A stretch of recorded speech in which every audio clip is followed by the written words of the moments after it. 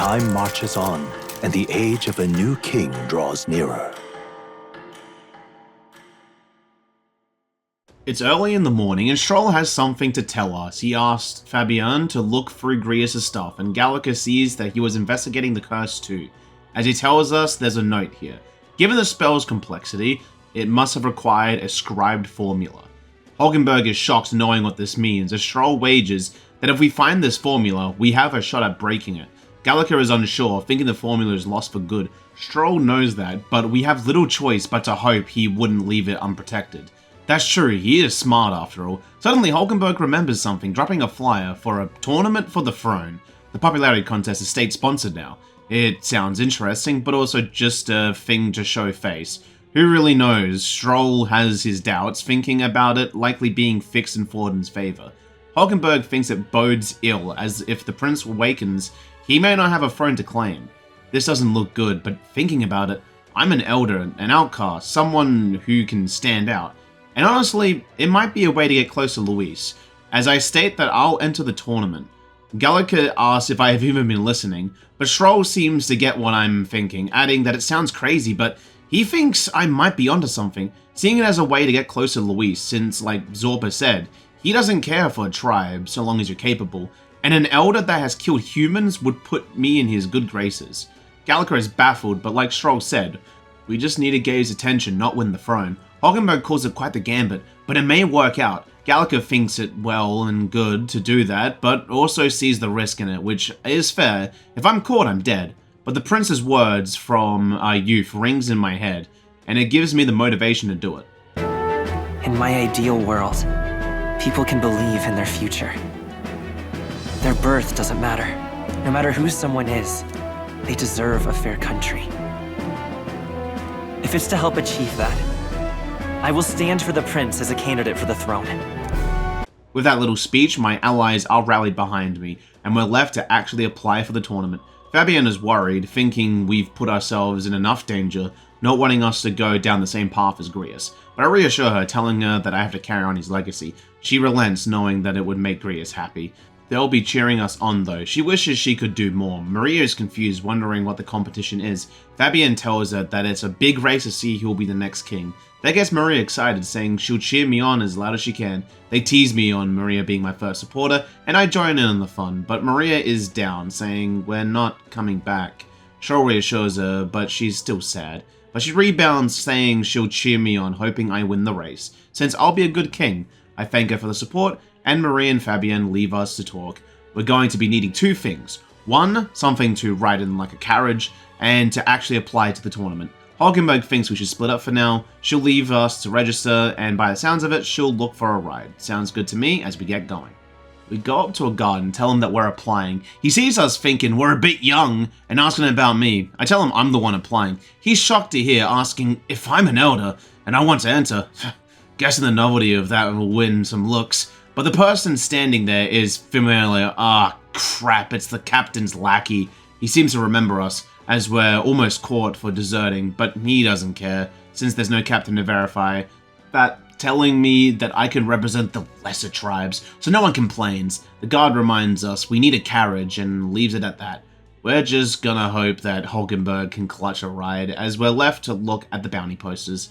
We seem to be behind, as most of the bounties have been snatched up, but one catches Gallica's eye, a fiend named Heisme, a person wanted for kidnapping. He sounds like a horrible old bastard, if I'm honest. Suddenly a man butts in, telling us about Heisme, an elite ex-royal knight.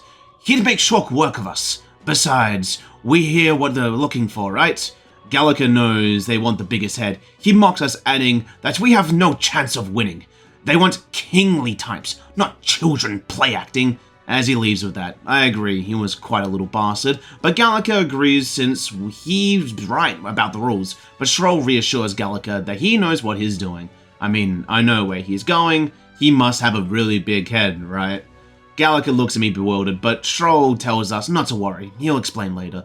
Suddenly a soldier appears, shocked. We take a bounty on Heisme, saying we're heaven sent, as he tells us the situation. The guard's name is Barden. He was the man who put the bounty up. That shocks Stroll, since this Heisme has made powerful enemies.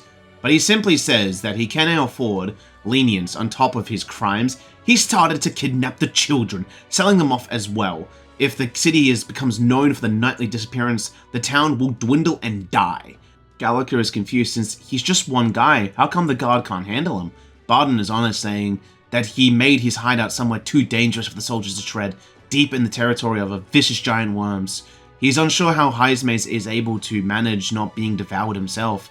That makes sense on why it would be hard, but alas, with all the trouble, Barden swallows his pride and posted a bounty. But it does not matter how many times he renews the bill, no one will take it. Hearing that makes me want to help even more, as I tell him he's not pitiful. Stroll agrees, as it's not pitiful when it comes to protecting the people. He thanks us for the help, telling us that we will meet him at Marita, where we're going for the tournament, and leaves. Gallica asks Stroll again if this is what we want. Stroll thinks that if we're going to make a big impact this late, we have to be creative. Besides, as a knight-turned-kidnapper, the man cannot be allowed to go on, something that I agree with, as I accept the quest. Not before an old man talks smack, but who cares, he'll probably die before he can run for the throne anyways. Regardless, we went back to the inn. Hulkenberg was waiting for us, assuming we had no problems. Stroll confirms, adding that we found a perfect target too. She's happy to hear Gallica wants him to tell the bounty, but he brushes it off. To Hulkenberg's confusion, Stroll tells her not to worry about it. And how did she go? Getting a kingly carriage. She's made some arrangements, but from her wording leaves something to be desired. But she's sure it will come. Stroll takes what he can get, saying it's good to have a knight on our side. But that's when Hulkenberg drops the bombshell. That she's actually left the order, though. It's only her bond of service she's relinquished, not her title. If we want Luis's esteem, if it came to light that she was a knight in active service, it might cause some troubles. He's surprised that she would do it so willingly, which she's honest and says that she's come to some doubt the order due to recent events of the knights serving the Sanctifex and not the royals. Sounds like she has her own demons, but regardless, we decide to call it a night. But at the late hours, Maria comes into the room. I ask if she would like to read more, but she replies, not today, asking if we're leaving tomorrow.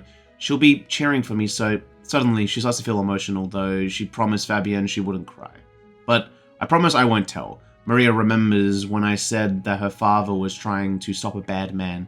That's what we're doing, right?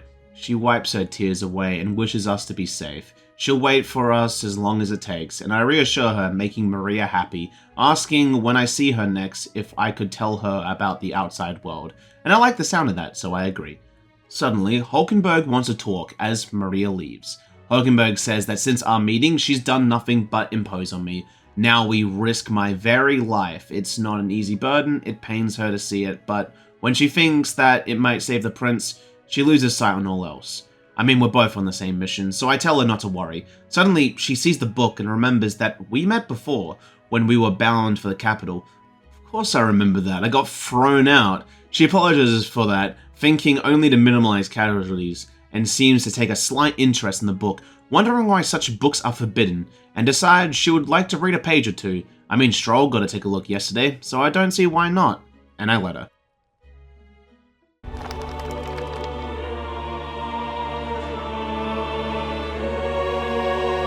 So, it is a fiction written as if a personal account. This chapter seems to concern the system by which the nation's leader is decided.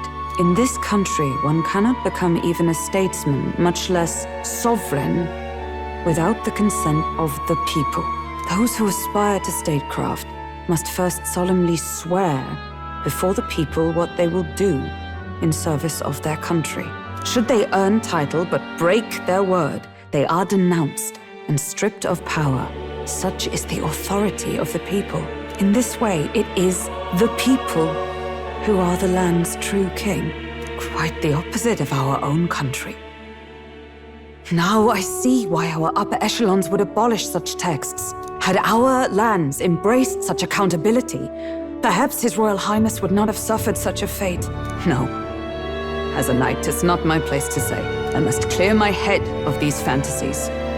In the end, clinging to a dream will do me no good. Oh, I suppose 'tis not so bad to dream now and then. It takes power to walk the path of our dearest hopes. Perhaps that is the purpose of this newfound strength. My dearest dream 'tis to save His Highness, even at the cost of my life. nothing more.